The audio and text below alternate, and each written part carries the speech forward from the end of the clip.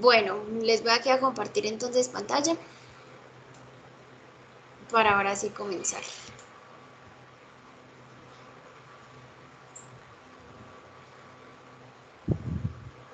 Me dicen cuando ya la vean, por favor.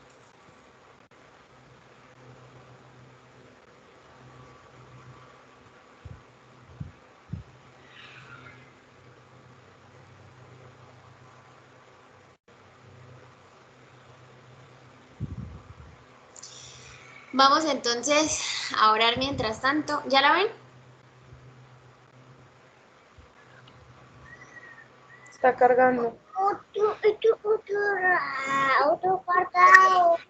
Bueno, vamos entonces a orar mientras tanto y mientras carga, listo.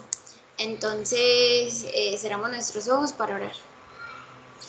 Amante Padre que moras en lo alto y sublime de los cielos, te queremos pedir, Señor Jesús, que tu Santo Espíritu sea sobre Carla, sobre Ronald y sobre mí al estudiar este tema tan importante. Te pedimos, Señor, que sea algo que podamos aprender, que podamos entender.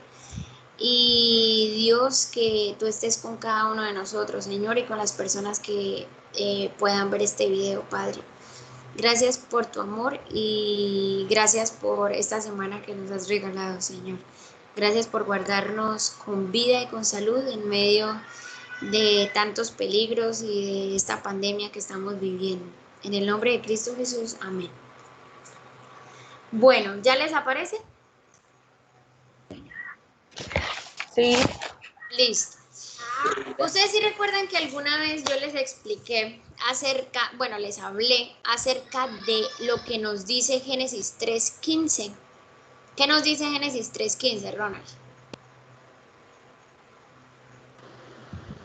Haré que tú y la mujer sean enemigas, lo mismo que tu descendencia y su descendencia. Su descendencia te aplastará la cabeza y tú le morderás el talón. Listo, gracias, Ronald. Alguna vez, hace algunos sábados, nosotros tocamos pues este tema. De hecho, en varios sábados lo hemos tocado y de pronto como que uno sigue como que sin entender, ¿no? Hoy vamos a hablar de cómo se cumple esta profecía que está en el libro de Génesis. Listo. Aquí vemos varias cosas y varios personajes. Resulta que cuando Adán y Eva caen, Satanás, que estaba dentro de la serpiente, Dios le habla a Satanás, o sea, Dios le habla a esa serpiente. Y llega y le dice, yo voy a hacer lo siguiente, que usted y la mujer sean enemigas. Pero la mujer aquí no es una mujer literal, ¿sí? O sea, no es que estuviera poniendo a la serpiente de enemiga de una mujer o de Eva, no, aquí no era una mujer literal. Por eso les digo que esta es como la primera profecía que nosotros encontramos en la Biblia. Y ya vamos a ver qué significa esto. Por ahora, listo, la serpiente va a ser enemiga de quién? De la mujer. Y resulta que la mujer va a tener una descendencia. Y la serpiente también va a tener una descendencia. La descendencia de la mujer y la descendencia de la serpiente también van a ser enemigas. ¿Bien hasta acá? Listo. Sí. Bueno, pero resulta que va a suceder algo muy particular.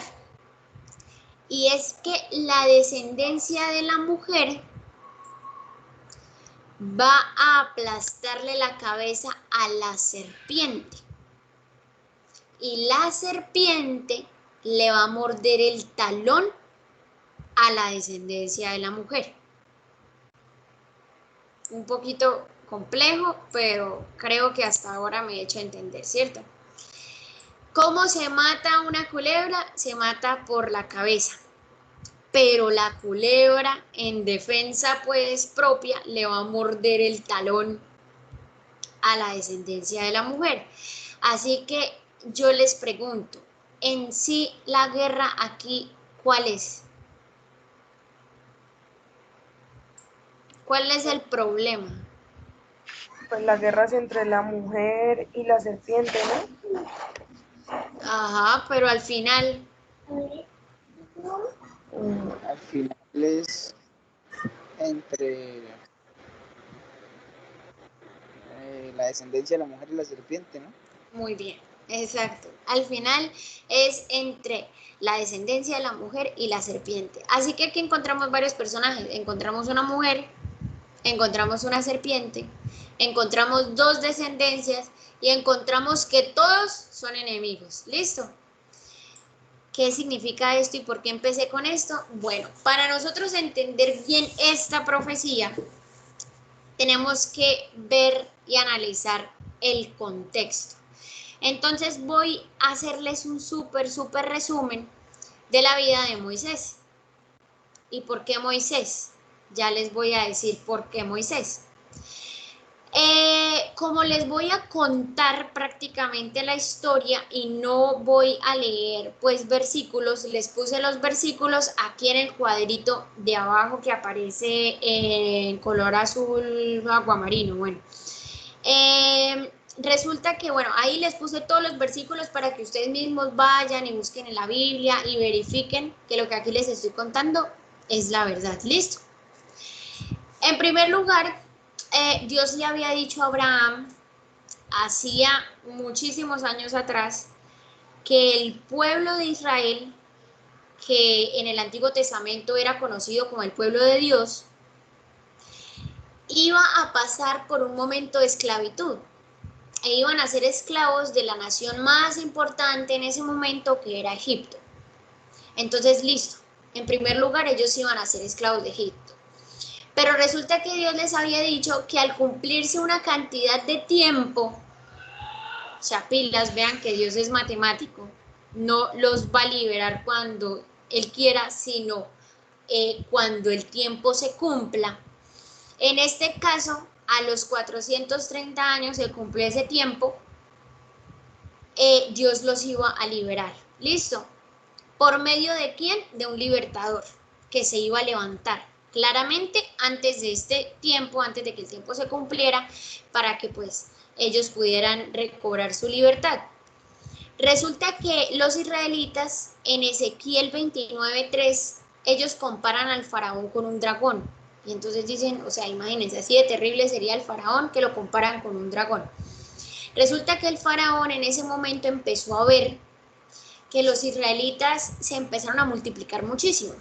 Y pues obvio, él sabía que los israelitas eran sus esclavos, pero pues al multiplicarse, el faraón llegó y dijo, no, van a ser mucho más que nosotros los egipcios. Y en algún momento se nos van a alzar a nosotros y nos van a destruir y nos van a ganar. Entonces vamos a hacer lo siguiente. Y resulta que mandó a las mujeres israelitas a que si tenían hijos varones, los tenían que meter al río Nilo, ahogarlos, para que murieran. Y si nacían niñas, entonces no pasaba nada. ¿Listo? ¿Por qué el faraón hacía esto? Cualquiera creería como que, bueno, sí, el faraón muy malo, embarrada, que hizo eso. Bueno, resulta que el pueblo de Israel, ¿quién tendría que venir? Había una profecía que decía que del pueblo de Israel vendría Jesús. Entonces Satanás sabía que de este pueblo vendría Jesús. Así que él quería hacer todo lo posible para que el pueblo siguiera esclavo, para que lo siguieran tratando mal, para que no se reprodujeran, para que no nacieran niños varones, bueno, etcétera.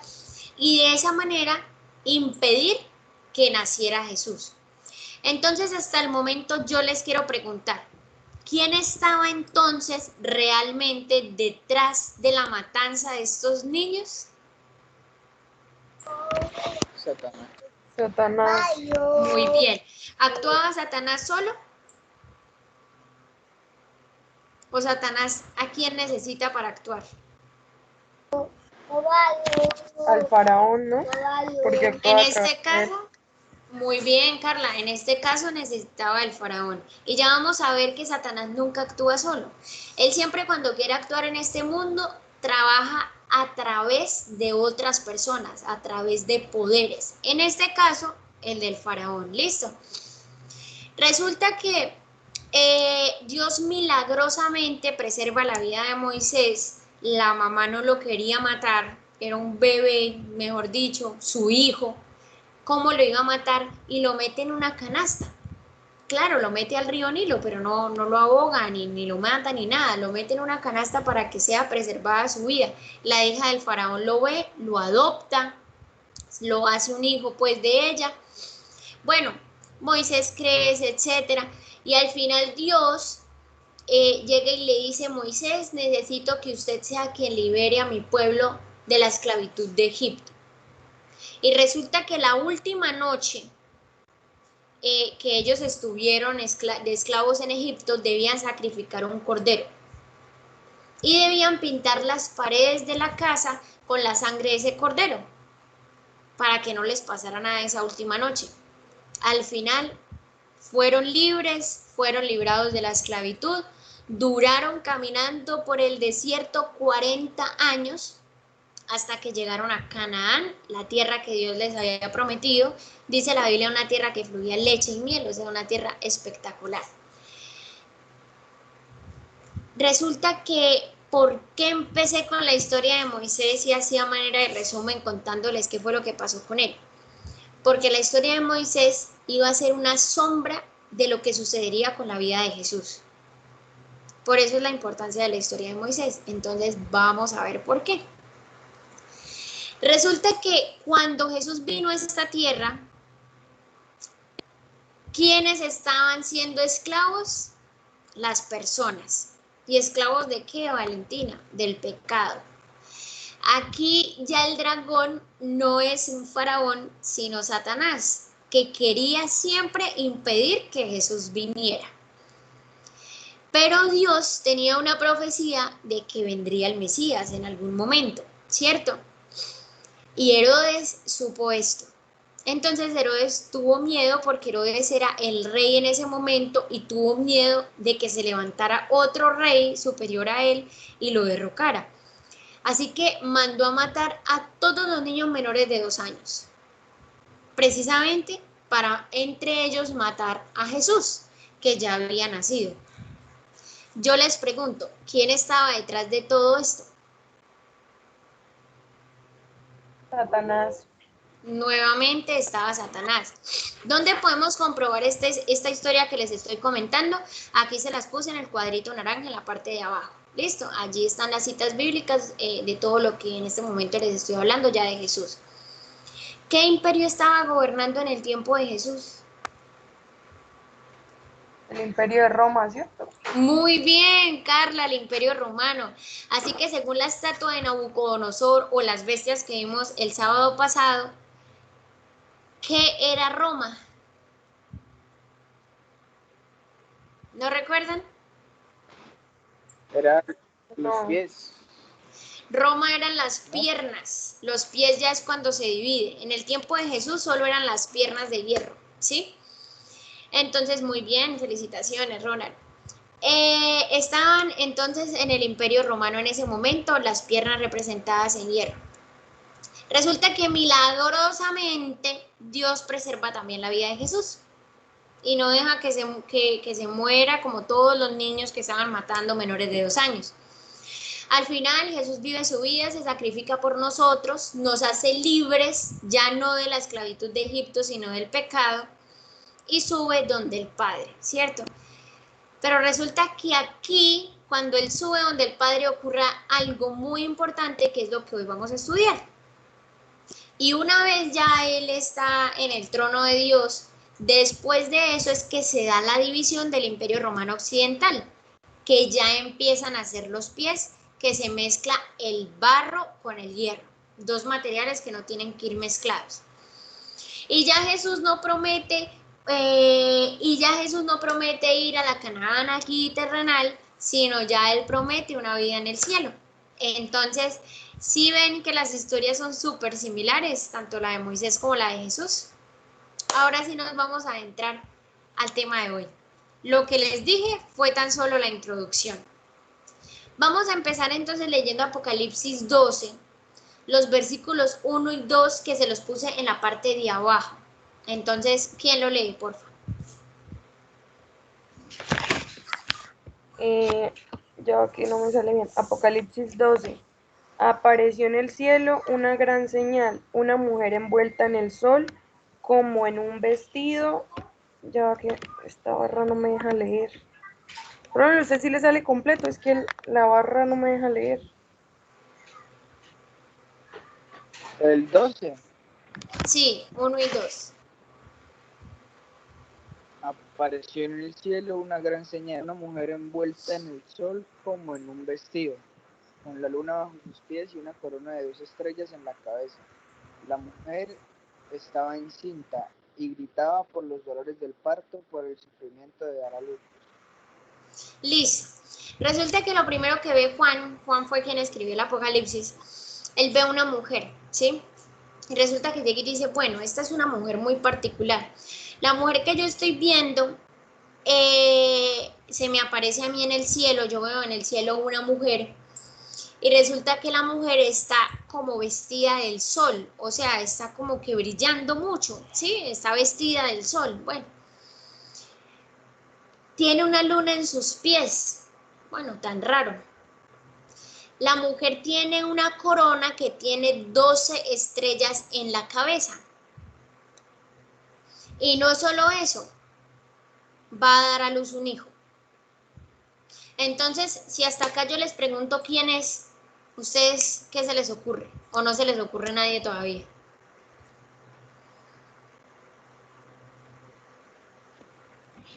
No, no se me ocurre nadie. Listo, perfecto. Mucho mejor. Bueno, pero resulta que mientras él ve a una mujer así con estas descripciones y con estas características, se le aparece otra cosa en el cielo. Y vamos a ver qué es. Ahora sí, alguien que me lea la partecita de arriba. Apocalipsis 12, del 3 al 5. Luego apareció en el cielo otra señal, un gran dragón rojo que tenía 7 cabezas, 10 cuernos y una corona en cada cabeza. Con la cola arrastró la tercera parte de las estrellas del cielo y las lanzó sobre la tierra. El dragón se detuvo delante de la mujer que iba a dar a luz para devorar a su hijo tan pronto como naciera. Y la mujer dio a luz un hijo varón, el cual ha de gobernar todas las naciones con cetro de hierro. Pero su hijo le fue quitado y llevado ante Dios y ante su trono. Listo. Y les pregunto, bueno, aquí vemos varios personajes y varias cosas así súper interesantes. En primer lugar, una mujer, parecido a Génesis 3:15, ¿cierto? En segundo lugar, un dragón, así como una serpiente, ¿cierto? En tercer lugar, hay un hijo, o sea, una descendencia. Ya van captando las similitudes, ¿no? La mujer tiene estrellas en su cabeza, luna sobre sus pies y está vestida de sol. Les vuelvo a preguntar, ¿se les puede ya ocurrir alguien o aún no? Vale, pues yo me acuerdo que una vez en una clase hicimos la comparación y que en la Biblia decía que las estrellas son ángeles, ¿no? Muy bien, Carla. Ajá, también, sí, las estrellas también representan ángeles. De hecho, cuando dice en el versículo 4 que este dragón con la cola arrastró la tercera parte de las estrellas del cielo, hace simbología a Satanás cuando se trajo la tercera parte de los ángeles del cielo. Sin embargo, las 12 estrellas de la mujer ya vamos a ver qué significan, porque vea que no dicen estrellas solamente, vea que dice 12 estrellas. Y para la Biblia los números también son símbolos, entonces ya vamos a ver qué es lo que significan esas 12 estrellas. Entonces resulta que él ve a la mujer, se le aparece el dragón y yo pregunto, ¿qué es lo que quiere el dragón? Comerse el bebé 7 cabezas. ¿Cierto?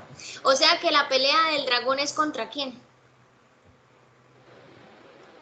contra la mujer porque el bebé es el hijo de ella.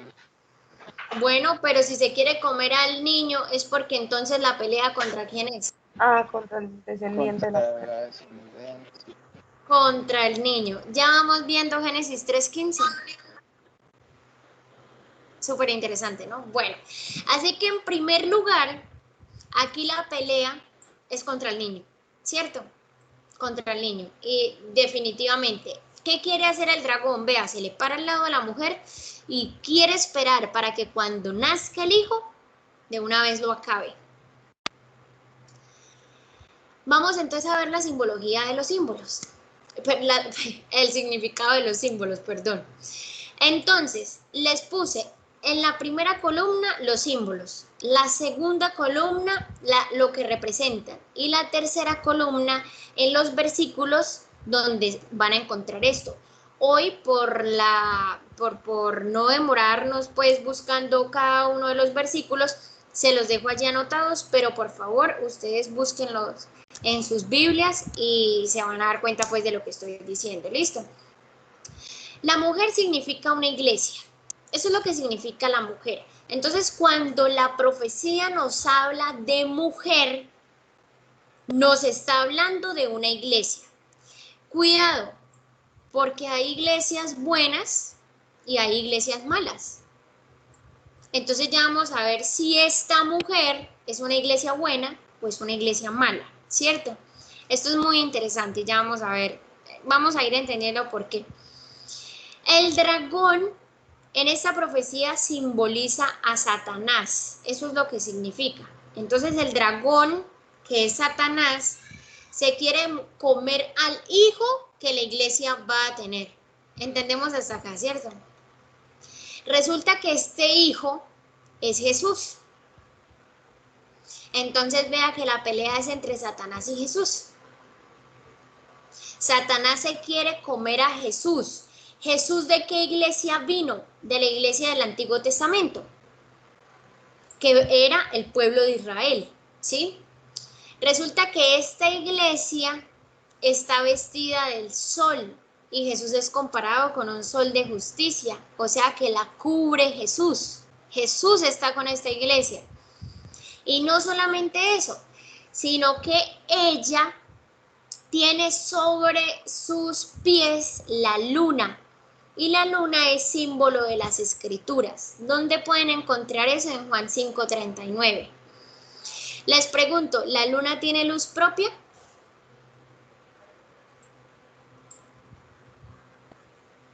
¿Sí tiene luz propia la luna? No, ¿Quién le no, da la luz? el sol. Muy bien. Jesús es el que alumbra las escrituras. Las escrituras sin Jesús no serían absolutamente nada. Entonces vemos que yo les pregunto, ¿será una iglesia buena o una iglesia mala? Si la cubre Jesús y tiene como Buena, fundamento las escrituras, ¿qué creen ustedes? buena por lo que se está diciendo, porque la cubre. Claramente esta es una iglesia buena. Y vamos a ver que en la profecía hay otra mujer que también es otra iglesia, pero ya no es una iglesia buena. Pero bueno, ya lo iremos estudiando.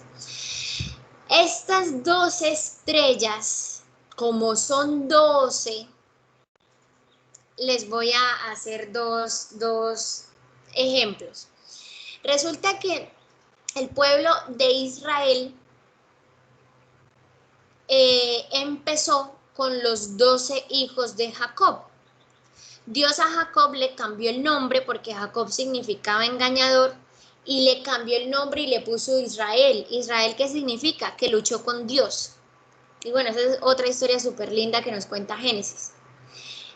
Esa era la iglesia del Antiguo Testamento, o sea, los israelitas del Antiguo Testamento que vinieron de los 12 hijos de Jacob. ¿Cuántos hijos tuvo Jacob? 12, ¿no? Entonces, súper interesante que de 12 hijos naciera la iglesia de Dios, ¿cierto? Ahora yo les pregunto, ¿cuántos discípulos eligió Jesús cuando vino acá? 12. 12 también. O sea que la iglesia, o sea que los 12 discípulos conformaron ahora la iglesia del Nuevo Testamento. Entonces, estas 12 estrellas hacen simbología al pueblo de Dios. ¿Dónde puede encontrar eso, Carla? En Génesis 37, del 9 al 10. Ahí va a leer usted bien la historia y se va a dar cuenta que estas 2 estrellas, que las estrellas claramente significan también los ángeles. Pero estas 2 estrellas, Génesis 37, 9 y 10, nos explican qué significan el pueblo de Dios. ¿Listo? Entonces vamos bien hasta acá. Resulta que en esta guerra, que el dragón se quería comer al niño, el hijo le es quitado y llevado ante Dios y su trono. Es decir, Jesús muere, resucita y ya está con Dios. Entonces yo les pregunto, ¿el dragón ganó esta batalla?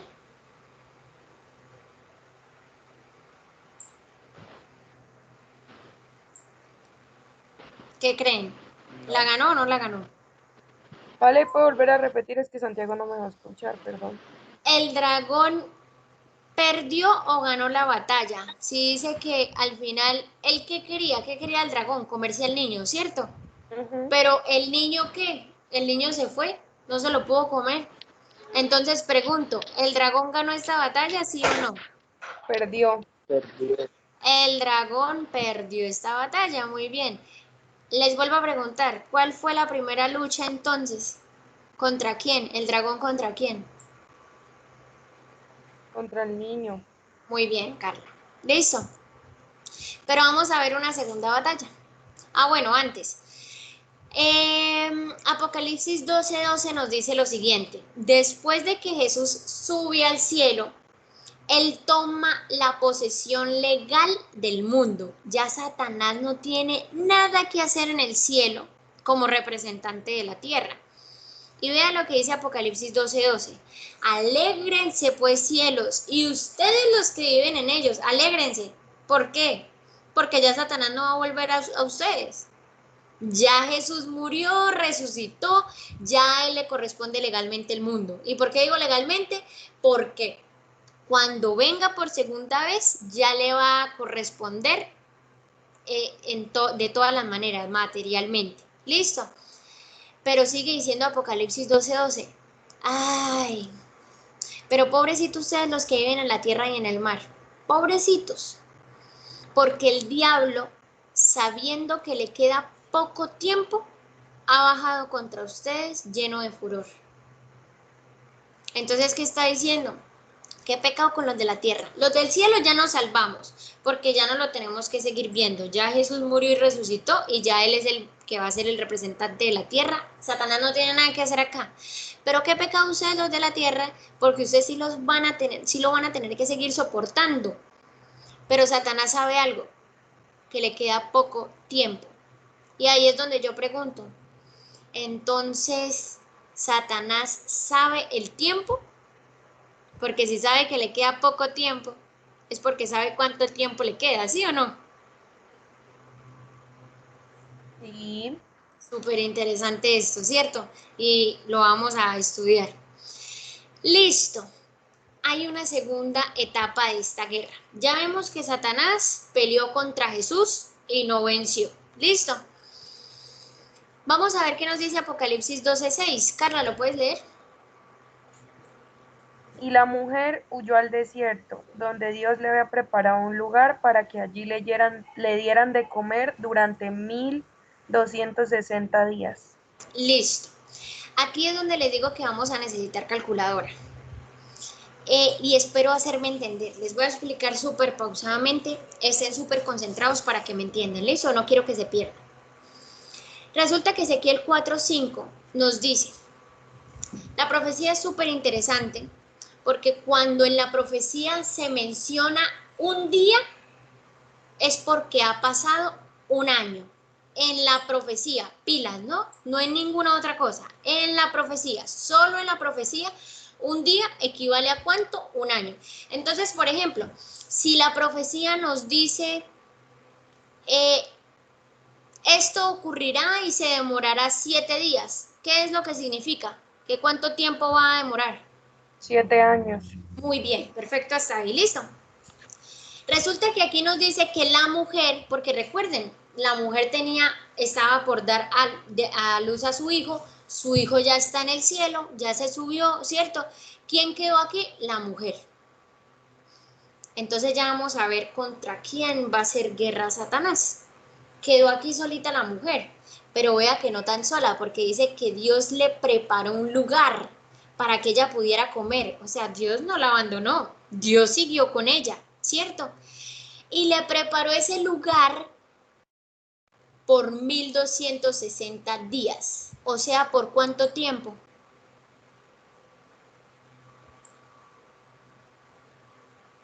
¿Por cuánto tiempo?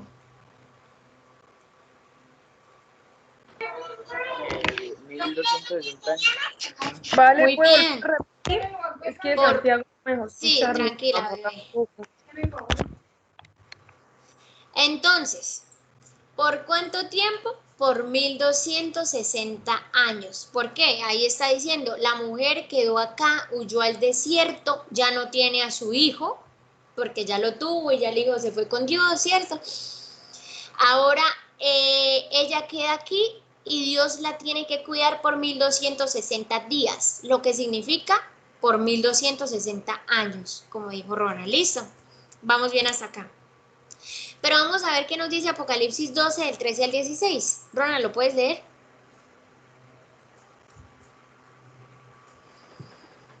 Y cuando vio el dragón que había sido arrojado a la tierra, persiguió a la mujer que había dado a luz al hijo varón.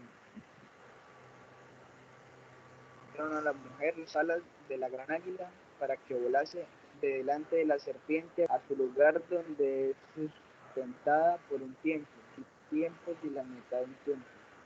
Y la serpiente arrojó de su boca tras la mujer agua como un río, para que fuese arrastrada por el río.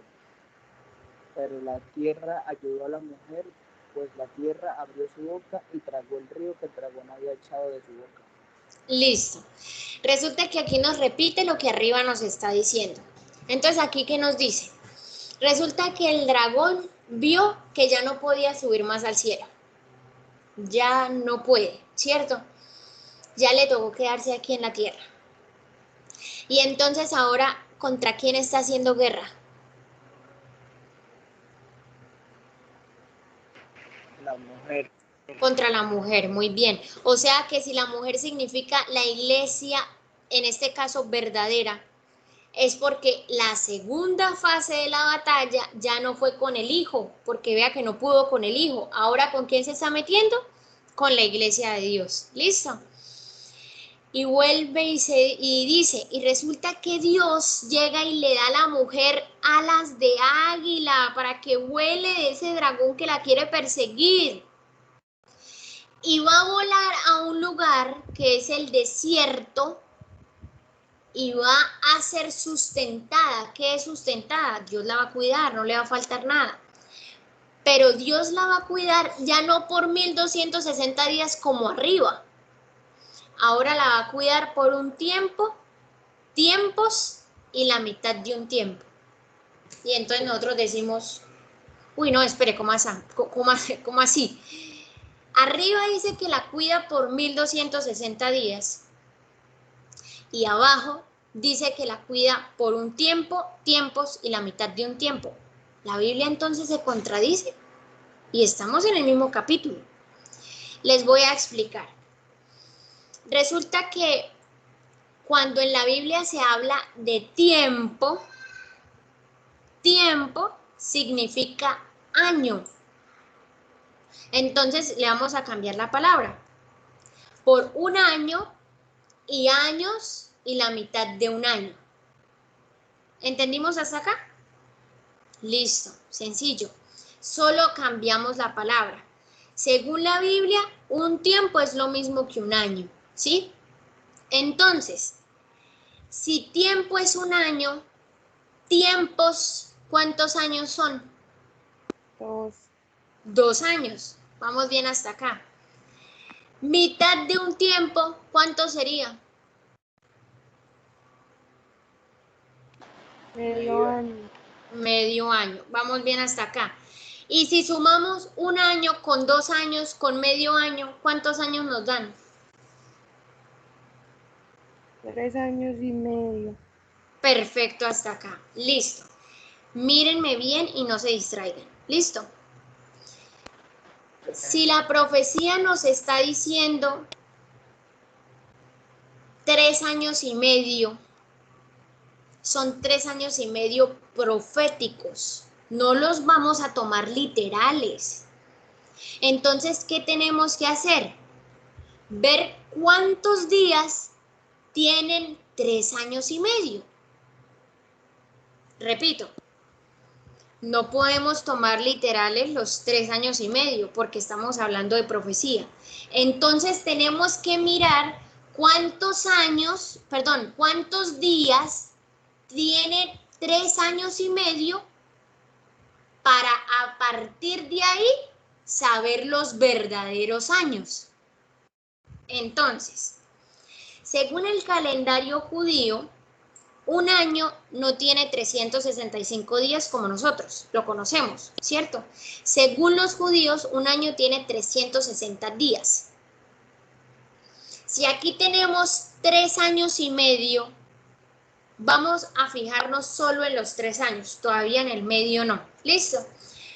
360 días que tiene un año, lo vamos a multiplicar por 3 años para saber cuántos días en total tienen estos 3 años. Entonces, 360 por 3, ¿cuánto nos da? 1080. Y me corrigen si no da esto. Listo. Entonces, si yo le pregunto a Carla, Carla, ¿cuántos días tienen 3 años? Carla, ¿cuánto me diría? 1080 días. Muy bien. Listo. Ahora, si 360 días tiene un año, yo necesito saber cuánto sería medio año. Entonces, 360 dividido 2. ¿Y cuánto me da eso? 180 días. Bien hasta acá y me corrigen si no. Listo, sencillo. Ahora nos queda una suma. Sumar los 3 años con el medio año. Entonces, 1080, que son los días de 3 años, más 180, que es ese medio año. ¿Y cuánto nos da? 1260 días. Y entonces, como ya sabemos que según Ezequiel 4:5, un día es un año, no son 1260 días, sino 1260 años. ¿Listo? Ven que la Biblia no se contradice, sino que es lo mismo.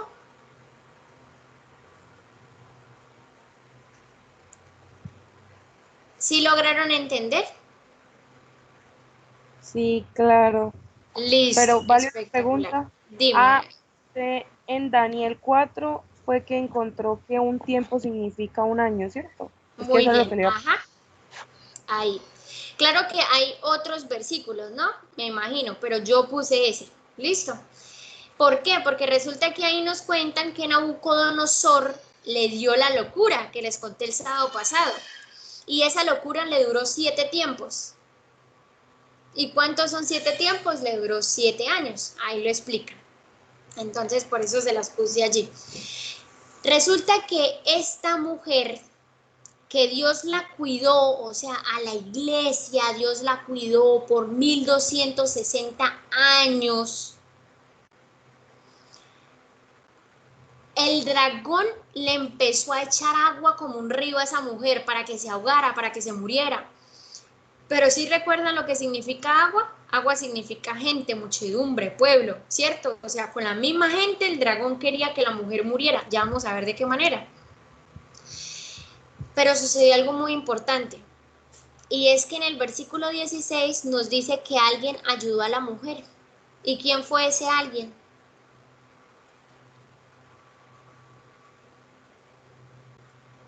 La tierra. Muy bien. Todavía no sabemos qué significa la tierra. No se preocupen, lo vamos a aprender. Pero para que lo quede grabado eso en nuestra mente, la tierra fue la que le ayudó a la mujer. Perdón. Bueno, para terminar, bueno, antes, pregunto, si aquí la tierra ayuda a la mujer, nuevamente Satanás gana o pierde la batalla ahora contra la iglesia de Dios. Pierde. La volvió a perder. O sea que ya lleva cuántas batallas perdidas. 2, ¿cierto? Tiene una última batalla Satanás. Apocalipsis 12:17, ¿qué nos dice?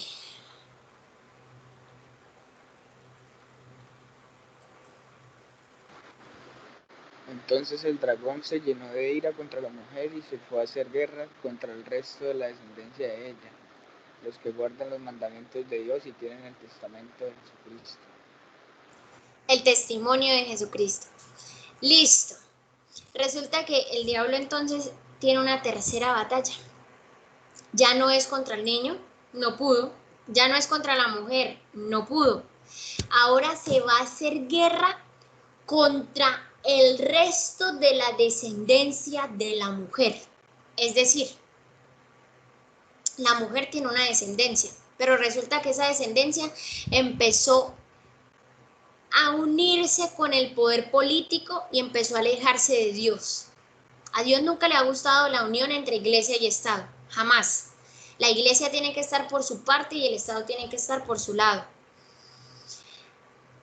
Pero de esta iglesia que se unió con el Estado, aún quedaba gente que era fiel a Dios, que amaba a Dios, que guardaban los mandamientos de Dios y tenían el testimonio de Jesucristo. En algún momento estudiaremos bien qué significa el testimonio de Jesucristo, pero que guardaban los mandamientos de Dios, eran fieles a Dios, amaban a Dios. Ese chiquitico pueblo que quedó, que siguió guardando los mandamientos de Dios, que siguió amando a Jesús, es contra el que Satanás ahora va a hacer guerra. ¿Entendimos hasta acá? Entonces la pregunta es, si perdió contra el niño, si perdió contra la mujer, ¿qué creen ustedes que va a pasar cuando pelee con ese pueblo chiquitico que quedó siguiéndole fiel a Dios? Va a perder. Va a perder otra vez. Una pregunta, ¿Satanás actuaba solo o actuaba a través de poderes? A través de poderes. Listo.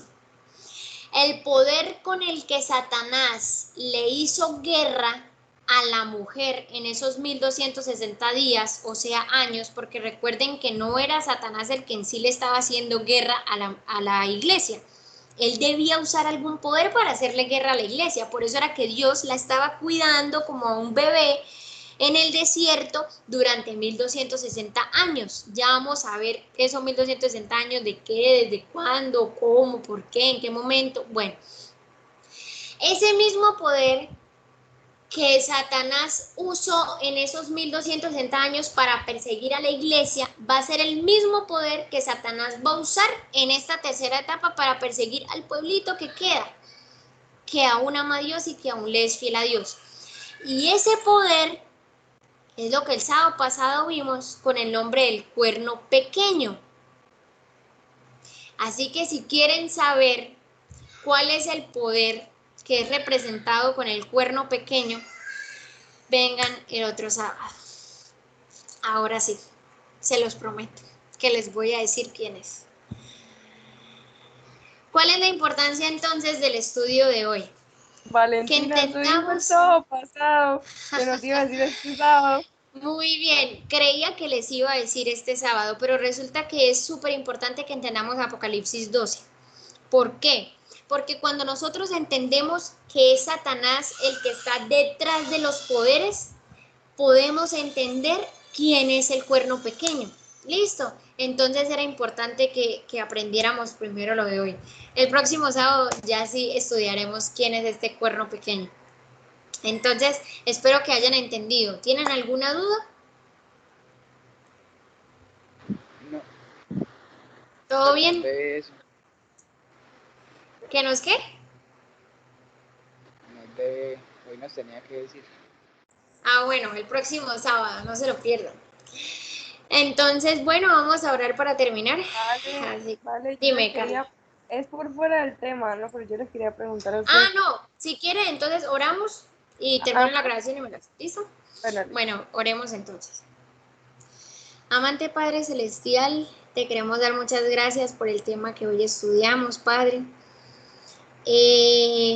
Espero que hayamos comprendido, Señor, que Satanás siempre ha actuado detrás de poderes, Padre. Y el próximo sábado vamos a aprender quién es este cuerno pequeño y por qué es tan importante actualmente. Señor Jesús, perdona nuestros pecados, bendice a Ronald, bendice a Carla, bendice a todos los que van a este video, Señor, y que tu Santo Espíritu transforme nuestras vidas para que nos ayudes a vivir de acuerdo a la luz que hemos recibido, Señor. Bendice a nuestros familiares, entregamos en tus manos las peticiones que tengamos, Señor, tú las conoces, y gracias por habernos acompañado en esta oportunidad, Señor. Para honra y gloria tuya sea. En el nombre de Cristo Jesús, amén.